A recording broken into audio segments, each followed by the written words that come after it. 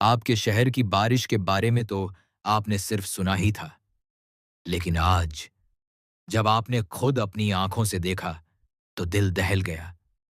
पूरा शहर पानी में डूबा हुआ था। सड़कें जैसे नदियां बन चुकी थीं।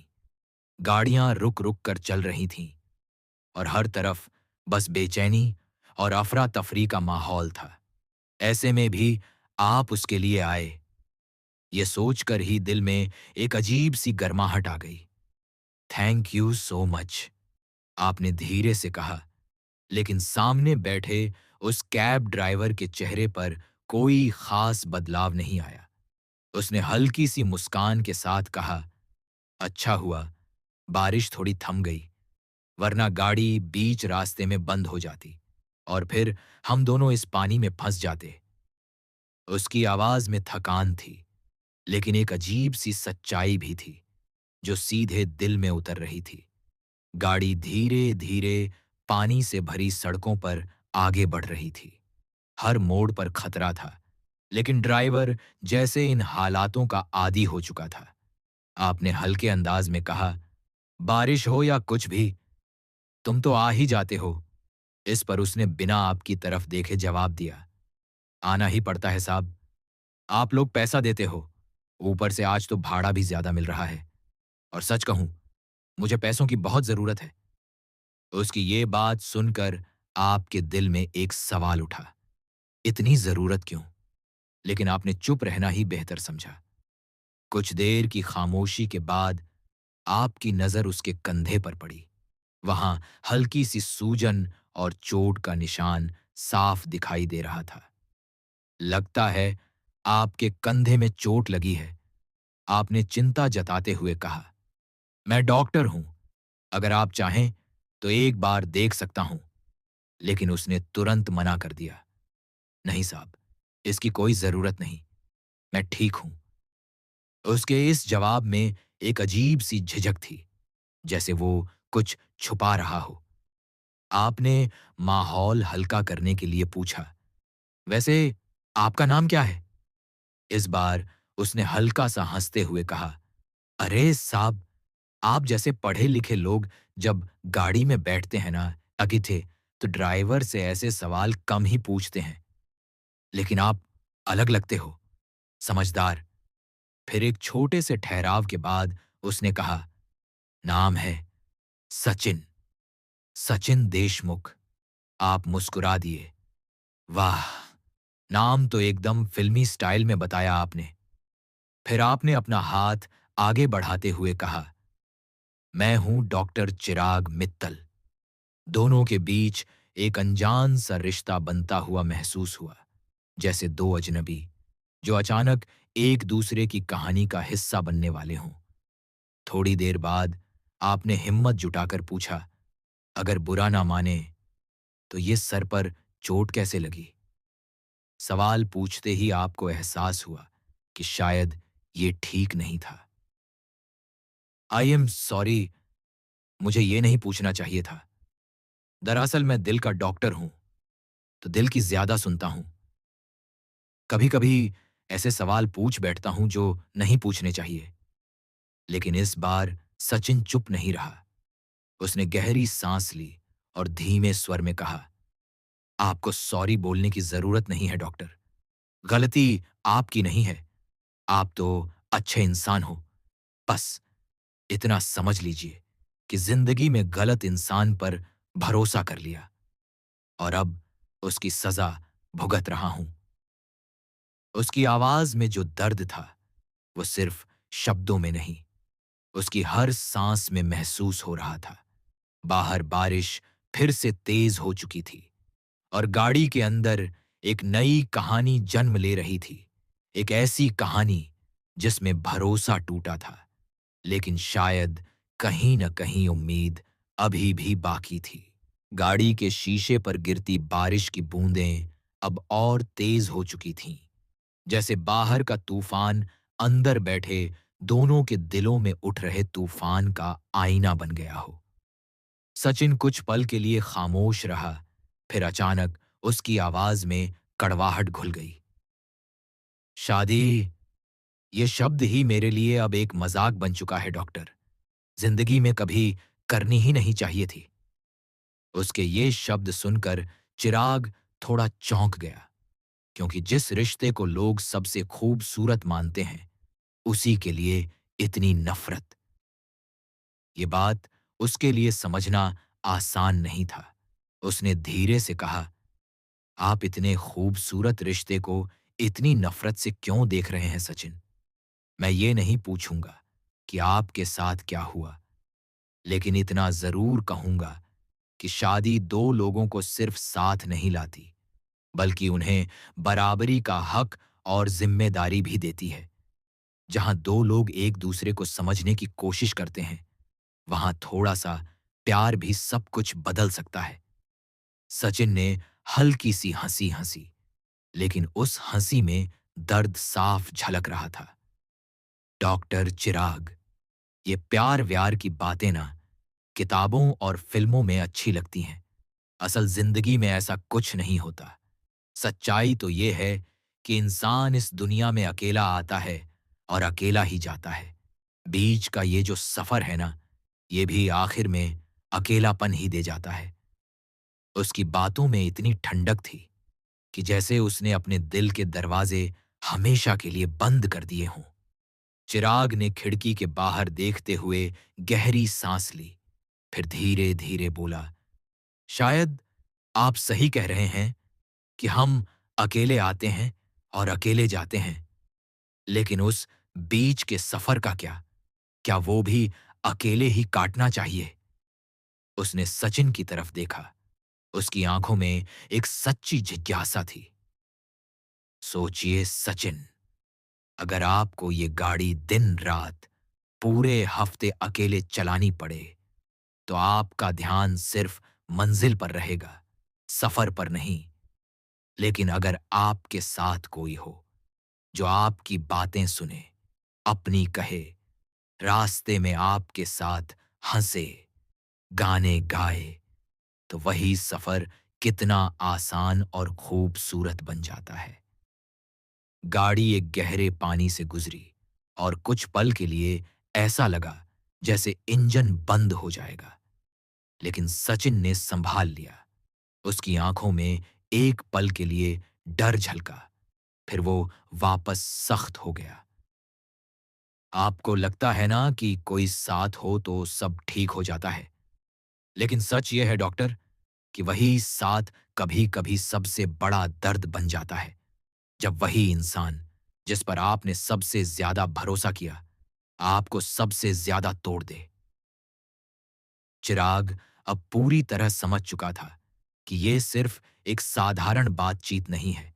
ये एक ऐसे इंसान का दर्द है जिसने भरोसे की नींव पर अपना सब कुछ खड़ा किया, और वही नींव एक दिन अचानक ढह गई। उसने धीरे से कहा, हर रिश्ता परफेक्ट नहीं होता सचिन, लेकिन हर रिश्ता गलत भी नहीं होता। कभी कभी हम गलत इंसान चुन लेते हैं, लेकिन इसका मतलब ये नहीं कि हर इंसान गलत है।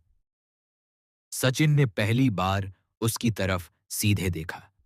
उस नजर में गुस्सा भी था, सवाल भी, और कहीं ना कहीं एक छुपी हुई उम्मीद भी। अगर मैं फिर से भरोसा करूं और फिर से टूट जाऊं तो? उसका ये सवाल हवा में जैसे ठहर गया।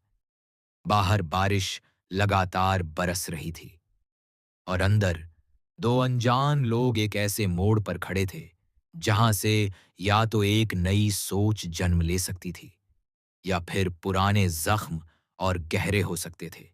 गाड़ी अब शहर के उस हिस्से में पहुंच चुकी थी जहां पानी कुछ कम था, लेकिन सचिन और चिराग के बीच की बातचीत अब और गहरी हो चुकी थी। सचिन का सवाल, अगर मैं फिर से भरोसा करूं और फिर से टूट जाऊं तो? अब भी हवा में तैर रहा था। चिराग ने कुछ पल तक कुछ नहीं कहा, जैसे वो सही शब्द ढूंढ रहा हो। फिर उसने धीरे से कहा, तो इस बार टूटना अलग होगा, क्योंकि इस बार आप आंखें बंद करके भरोसा नहीं करेंगे, बल्कि समझदारी से करेंगे। और सबसे जरूरी बात, आप खुद को खोकर किसी और को नहीं अपनाएंगे। उसकी आवाज में एक अजीब सी दृढ़ता थी, जैसे वो सिर्फ सचिन से नहीं, खुद से भी कुछ कह रहा हो। सचिन ने हल्का सा सिर झुका लिया। उसकी उंगलियां स्टीयरिंग पर कस गईं। आपको पता है डॉक्टर, मैंने उसे अपनी पूरी दुनिया मान लिया था। उसके हर झूठ को सच समझा, हर बहाने को वजह। और एक दिन अचानक पता चला कि मैं उसकी कहानी में कभी था ही नहीं। मैं बस एक जरूरत था। उसकी आंखों में नमी थी, लेकिन उसने उसे छुपाने की पूरी कोशिश की। बाहर बिजली कड़की, और उसी पल जैसे उसके अंदर दबा हुआ दर्द भी बाहर आने को मचल उठा। उसने मुझे सिर्फ छोड़ा नहीं, उसने मेरा भरोसा, मेरी हिम्मत, सब कुछ तोड़ दिया।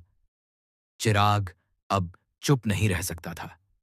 उसने थोड़ा आगे झुककर कहा, किसी का आपको छोड़ देना आपकी कीमत तय नहीं करता सचिन। हो सकता है वो इंसान आपकी कद्र करने के लायक ही ना हो, लेकिन इसका मतलब ये नहीं कि आप प्यार या भरोसे के लायक नहीं हैं।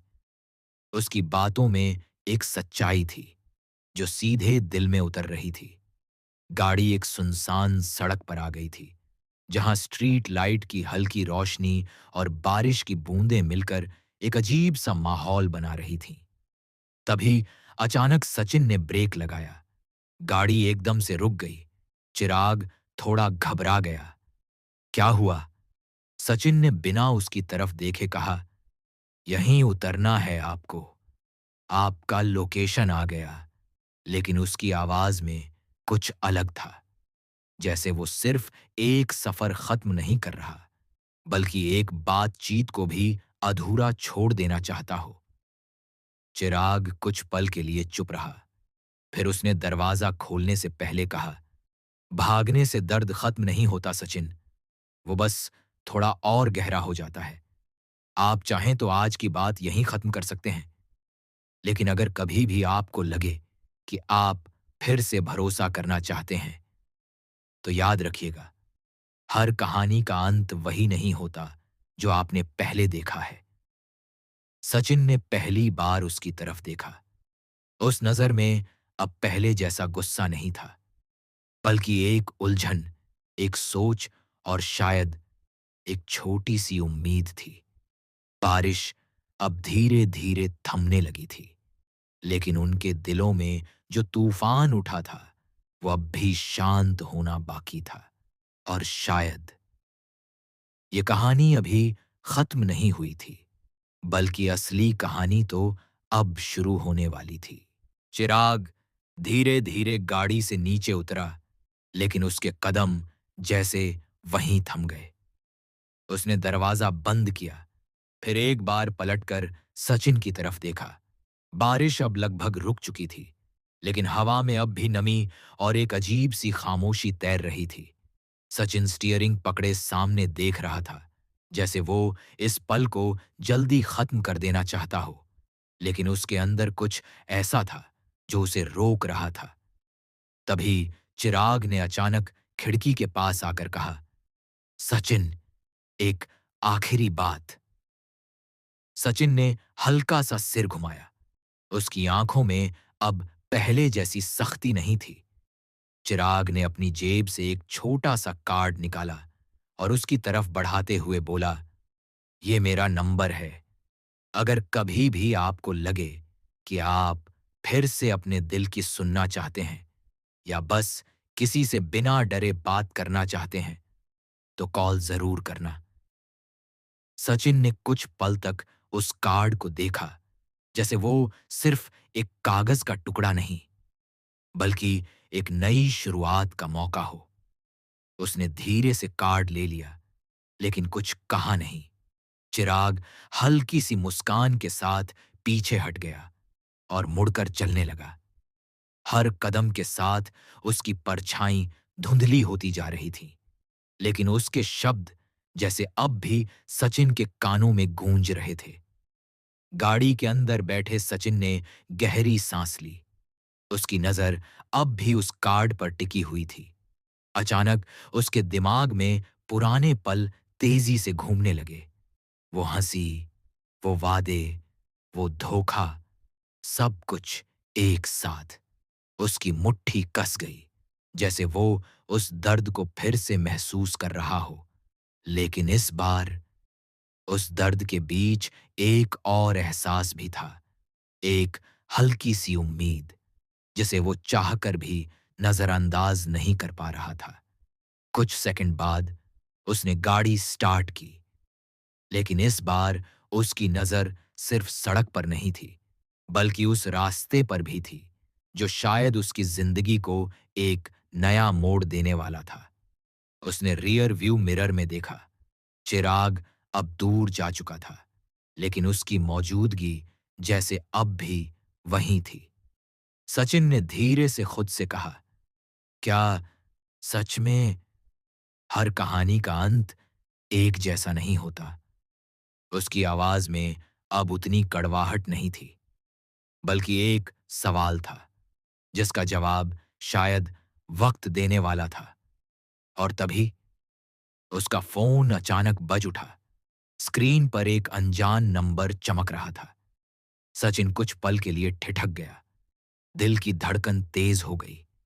उसने धीरे से कॉल उठाया। दूसरी तरफ से सिर्फ एक धीमी सी सांस की आवाज आई, और फिर सचिन। उस एक शब्द ने जैसे उसके पैरों तले जमीन खिसका दी। ये आवाज वो बहुत अच्छी तरह पहचानता था। ये वही थी जिसने उसे तोड़ा था। सचिन की आंखों में हैरानी, गुस्सा और डर एक साथ उभर आए। बाहर आसमान एक बार फिर गरजने लगा, जैसे आने वाला तूफान अब भी खत्म नहीं हुआ, बल्कि अब शुरू होने वाला है। क्या सचिन फिर से उसी अंधेरे में लौट जाएगा, या इस बार वो अपने लिए एक नई रोशनी चुनेगा? कहानी यहीं खत्म नहीं होती, क्योंकि असली फैसला अब होना बाकी है।